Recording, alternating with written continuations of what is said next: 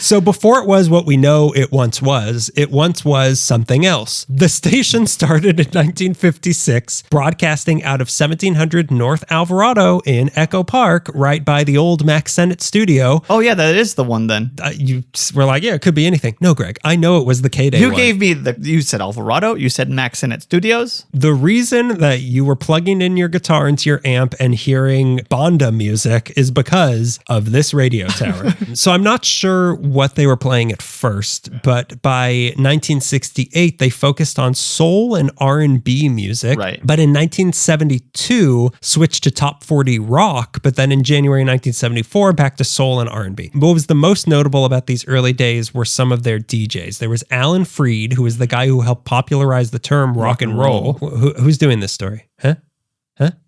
Okay, what's the next sentence? Go slow. Maybe I can figure out the second half of it. There was Art LeBeau. Oh yeah, Art LeBeau. There was Jack Burns, who was the guy they brought in to replace Don Knotts for a little bit in the Andy Griffith Show. Oh, is that? I don't remember what his character's name, but actually the thing I was just doing of that was his whole thing on the Andy Griffith Show. I'd be like, yeah, yeah.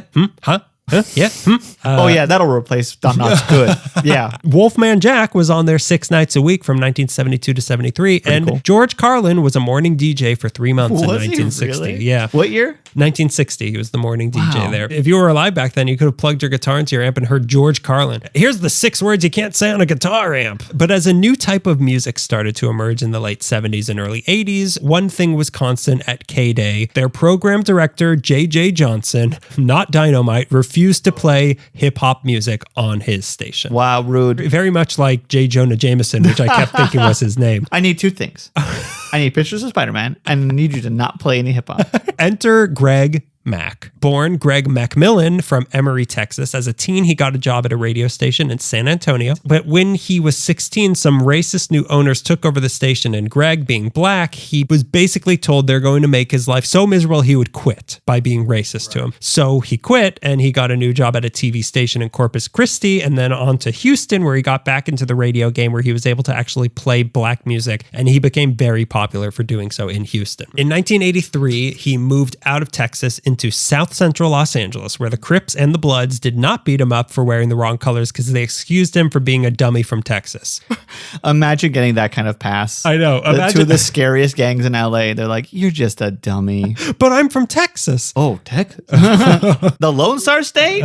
What he wasn't a dummy about was that he was hearing on the streets a new type of music that the black community was listening to that eventually became known as rap and or hip hop. Mm-hmm. At this time, the only station in LA that was regularly playing rap or hip hop was KGFJ 1230, who would every once in a while play some stuff by Uncle Jam's Army. Do you know them? No, I don't. They were kind of like a DJ, like that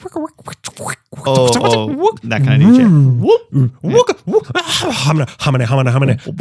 Yeah, and like a slight beat behind all of that. Yeah. And people are like, this is good. Steve Woods played Rapper's Delight on KDAY when it came out in 1979, but that was it. Like, that was all the rap that was going on. And that's a rap, they would say. Even though more and more of it was coming out, rap and hip hop were seen as fads at the time, and also probably kind of racist, so radio stations would not play rap and hip hop music. Record stores wouldn't even carry the albums, but it was being sold at swap meets around town, and the people selling them were making good money. So Greg Mack saw that there was a market in LA for people who wanted to hear rap and hip hop on the radio, and a big part of that audience was black people. At the time, there were 5 radio stations in LA that catered to a black audience. There was KUTE, cute, KGFJ, KJLH, and KACE, and way at the bottom was KDAY, who at the time were doing what they called urban contemporary, another weird term that I don't understand. I feel like that's like in a handbook, the official title, then they all have to like a library subject heading, like it all falls under this category. Or that they have like a bingo cage and they pick out urban surf music. Make it work. They described it as a mix of R&B and British new wave, which actually sounds really great. Like, I would love to listen to that station. Yeah. So Greg Mack went to KDAY and applied for a job, and with his experience from Texas, he was made musical director of the station in July 1983. When he came on board, he went to the station managers Ed Kirby and Jack Patterson and told them he wanted to start playing rap and hip hop. They were, of course, against this because the word of the industry was that rap and hip hop were not important music. However, they agreed to let him play some at night. Okay. And he did this. And the sexiest time of the day. LA? Yeah, Okay. the most conducive to what hip hop leads to. And I know what hip hop leads to. Trust me. I heard about it on 60 Minutes. It leads to me buying better clothes, having more confidence. He did this, and when you know it, it was incredibly popular. Yeah.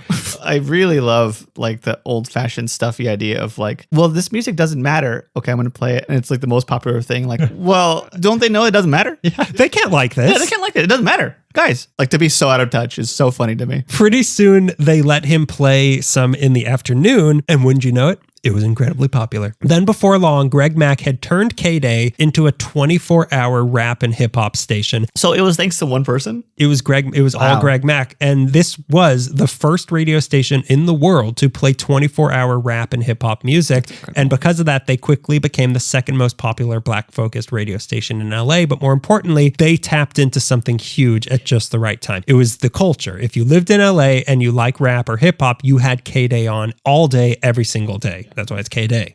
KDAY every day. KDAY all day. Yeah. Don't turn it off. You might miss the next song. The Friday Night Live show on Fridays from 10 p.m. to 1 a.m. and the Mac Attack Mixmaster show, which we'll get into a little more soon on Saturday from 8 to 11 p.m. And the Saturday Night Traffic Jam shows were huge. And not just for listeners. If you were a rapper in LA at the time and you wanted to be successful, you had to get on KDAY. It was the same thing with KHJ, but all these young rappers would take their tracks to the station hoping they get played or would call in and rap over the phone to the person. That. And if it was good, they'd play that on the radio and you might just get huge from that. That's great. Greg Mack even worked with some of the artists to re-record their songs with radio-friendly lyrics so that they could actually play them on the air. That's fine. Could we change this word to pancake? Small huddle. Absolutely. No. We'll settle for flapjack. Yeah. Okay. NWA. Yeah. Could we do flapjack? There's like a lawyer at a table. Okay, legally? Yeah. We're all... They helped launch the careers of NWA, Ice-T, LL Cool J, Jay-Z, Queen Latifah, MC Hammer, Will Smith, again. Then there were the famous Mixmasters. Greg Mack had gone to see Uncle Jam's Army at the sports arena where it was just cut. It was, like I said, it was like, whoa, Daniel can rap and beatbox. It was just that sort of thing, performing for a crowd of 10,000 kids who were losing their minds over what they were hearing. I love not only watching the technicality that goes into that, but watching crowds lose it because he switched perfectly between two things and segued so great. People are like, what? Have you ever done it? No. Oh, you were never a mixmaster? Oh, you're not cool? I thought you were cool. It's weird. I've done it and it's really satisfying to like, I love it. I just like making sound effects wherever I can. Yeah. Have you ever clinked two coconuts together? That's my mix mastering. Anyways, the greatest actor of all time is that guy from Police Academy. He approached them. Greg Mack went to Uncle Jam's Army, which good luck getting through that security, to be on KDAY as sort of in-house DJ mixers, but they felt they didn't need that. So instead, he approached Lonzo Williams, who ran a DJ group called the World Class Wreckin' Crew, no affiliation, and he agreed and loaned two guys to work at KDAY who went by the names DJ Yella and Dr. Dre. You're kidding. These were the first two mix masters. DJ Yella of Wu-Tang Clan? I don't know. Okay. You're asking too much rap history of me. But it is that Dr. Dre. It's not like this is the actual doctor. He's a real this doctor. Is licensed Dr. Dre. So these two went from selling their mixes at the Rhodium Swap Meet, which I've been to. It's in Torrance or like around there. Okay. They have a really cool sign, like a really googie kind of Rhodium sign. Oh, cool. But they were selling their stuff there, and now they were DJs on KDAY, and they became so popular from this that within a year they had to leave because their personal music careers had gotten so big. This was where Dr. Dre started. Wow. To replace them, they brought on a guy from El Monte named Tony G, who himself became a legendary mix master, and then came Jammin' Gemini, Joe Cooley, Battle Cat, Aladdin, and DJ Romeo, The Mixtress, and Henry G. They were so popular they'd appear on the station at least once a day. They'd have on-air tryouts for potential new mixmasters, like the one in 1986 at Skateland, USA, where hundreds showed up in what was basically an American Idol tryout, only it was blood turf, so the Crips all had to change their clothes so they could show up there. Oh, man. Imagine having to... That's so scary. We'll get into a little bit more about that, but the blood and Crip thing was a huge part of the KDAY story. Right. It was the dream to be a mixmaster if you were a DJ in LA. Like that was the pinnacle of the mountain. People loved KDAY, but who didn't love it were the record companies because they were playing and promoting rap and hip hop music when the companies only had R&B music to sell. That wasn't being promoted. Time spent on rap is not time spent selling the records that the record companies are making. kicks at the legs of the vertical integration that is record companies that decide what music people can listen to. Record stores were also mad at them because they didn't carry any rap music, but the small black-owned record stores were loving it because since the big box stores refused to carry it, people were now flooding to their stores to buy rap albums. What's the lesson here?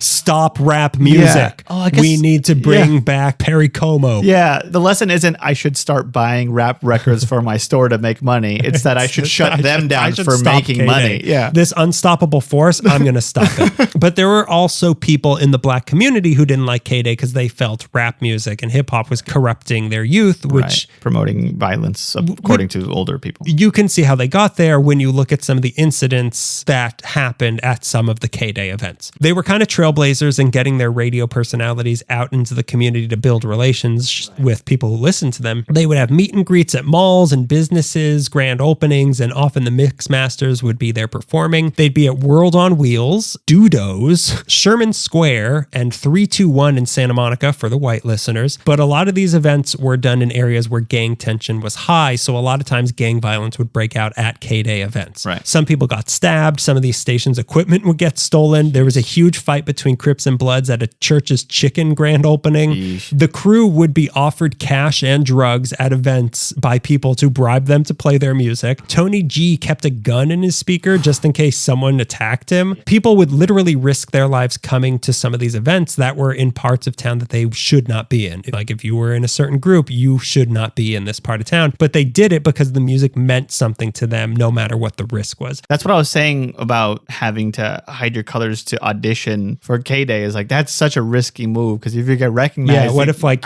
your like shirt rises up? Yeah, that's a red undershirt. Damn. Oh no. Oh crap. And then the one time that would actually happen. So to a lot of people, this music was a way out of gang life or bad home situations. Right. And for a lot of people, this music, it was keeping them out of trouble. Yeah. Making music or listening to music meant you weren't going and killing someone in a gang. And KDAY knew that, which is why they risked their own safety to put on these events. Like it wasn't just the people going, like anything could happen. Like bad stuff could happen to the radio personalities also, but they knew how much this meant to the community and they wanted to honor that. So they were willing to take the risk. The music also brought together a lot of people who wouldn't have been together otherwise. In 1987, they started doing the High Energy Show hosted by Tony G and Julio G, who were both, I believe the G stood for Gonzalez on at least one of them. They recorded at the Casa Camino Real downtown, which this show was all Latin dance music. So now this opened up the fan base to Latino listeners, which made them even bigger than they were. And this carried into outside of KDAY events where now black kids were going to Latino clubs and Latino kids were coming to black clubs and they were getting along. Like there was no problem. In 1986, they also had their A Day of Peace broadcast after a fight at a Run DMC concert in Long Beach ended up with 40 people getting injured. This show was music, but it was also people calling in expressing their pain and frustration of how gang violence had impacted their lives. Yeah. Quincy Jones called in. They were directing people to the community youth gang services, and they got 500 calls during this show of people asking for help of how to get out of a gang and how to get off drugs. So this radio station, they also had a guy regularly on called King News who would come on to give gang news and also who had gotten killed that week, and he was urging people to stop this. So KDAY was out there making a really big difference in so many different ways. Yeah. They had 6 towers near Silver Lake and Echo Park interfering with your jam sessions. Me trying to play the Kings, even though I know I can't play the Kings. Trying to play Smoke on Water again. But as a great rapper once said, all things must pass. Is that Wu-Tang Clan? In the late 80s, FM stations started taking control of the dial, and with their clearer signals, 2 big competitors entered the radio scene that were now playing rap and hip hop were Kiss FM and Power 106, and suddenly the fuzzy KDAY sound over AM was not good enough for listeners. Numbers started to decline. Then in 1989, all the mix masters quit the station because they felt they weren't getting the respect from the station they deserved, and also they weren't being paid except for their work at live events. Oh, okay. So they just were like, oh wow, they worked for free. Why because it was such, it was such a quote unquote privilege because if you were a mix master, like, oh, it opens so many doors for you, but at a certain point, like, you know what, it's not opening so many doors and I'm doing a lot of hard work. So pay also, me. the doors are open now. Yeah. And I don't have to. I don't need to do anymore. this. And as another famous rapper once said, just like that, which is a Sex and the City thing. KDAY crumbled as quickly as it rose. In 1991, which is kind of crazy to think of, like, people talk so much about KDAY. That was like 8 years, maybe. Yeah. Or 7 or 8 years of what people remember to be KDAY. It was a really short window that changed so much. And it's crazy that it didn't last past the 90s, because the 90s is when it barely made it to the 90s. Like the 90s seems to be when it cements itself. But that classic, it was basically like, I crawled so that you all can walk, or whatever. Proto stuff. Yeah. I was just listening to, it might have been Robert Smigel or something on the Inside Conan podcast, but he was saying, like, you either want to be the first person to do something or the third person to do something. But if you're the first person to do something, you're not going to make any money. Yeah. The second person to do something is the cheap imitator, and then the third person to do it is going to be the one who makes money off version of it. Yeah. Yeah. So KDAY was the first one, and influential. Couldn't make it. I think of that about SpongeBob all the time. SpongeBob is the realized state of Ren and Stimpy. Yeah. Like, oh, this is what that should have been like. Ren and Stimpy showed their hairy warts on TV so that SpongeBob could dance in his underwear. So in 1991, it was sold to a real estate guy named Fred Sands for $7.2 million. And on March 28th, 1991, at 1 p.m., KDAY signed off the air and became KBLA, a business talk radio station. Imagine people signing on like that night, like, where's the mix masters? The Dow is down. Yeah, you're all dressed up. You're ready to jam. You turn on the radio and it's like, this weekend, Levi's sold. Warren Buffett is investing heavily in plutonium. They're like, oh, this is pretty interesting. Is this the new DJ Yellow? When are they going to scratch? KDAY may have caused some strife, but just as much, it brought people together and helped facilitate the West Coast rap sound, and is considered to be the most important factor in helping rap become what it is today. Yeah. But even beyond that, it just meant a lot to kids who grew up in LA in the 80s. Just the name KDAY brings back strong memories for a lot of people of a certain age who grew up here, like your brother. When the format changed, Greg Mack jumped ship and joined KLJH, and the station that was once KDAY is now a Spanish-speaking station called KZAB. But then, September 2004, KDAY was resurrected as a pristine FM station, 93.5, broadcasting out of Redondo Beach. Wow. They were playing the classic music from their glory days. They even had Mixmaster Julio G come back. People were thrilled, unless you were Greg Mack and Tony G. They did not like this pretender to the throne existing, and even sent a cease and desist letter to make them stop using the name KDAY, but Mack eventually backed off, saying, my best to them. Imagine a rap artist coming out today and calling himself Tupac, who sounded a lot like him, but I'm Tupac and I'm still alive. It's just frustrating to see something you created being pimped that way. Yeah. I guess he was upset that it was I also just, didn't know that was his entire quote, and I thought that was what you were saying. But go ahead. I always talk about being pimped. I hate being pimped, Greg. I guess he was just upset that it was just a commercialized corporate version of what he had started. Using his name. It didn't have the meaning or the heart. He responded by hosting a show on Power 106 called Greg Mack's Real KDAY Show. But KDAY... How's that going to go? How's that? I'm just going to let it lie, best to you, but I'm doing the real version. But KDAY 93.5 is still there for you today. Art LeBeau has a show on there Sundays from 6 p.m. to midnight, but their power signal isn't that great, and they're oldies now, like how K-Earth is oldies now. Right. So if you're really nostalgic and want to hear the soundtrack to all the house parties I hated going to in college, 93.5 KDAY is the place for you.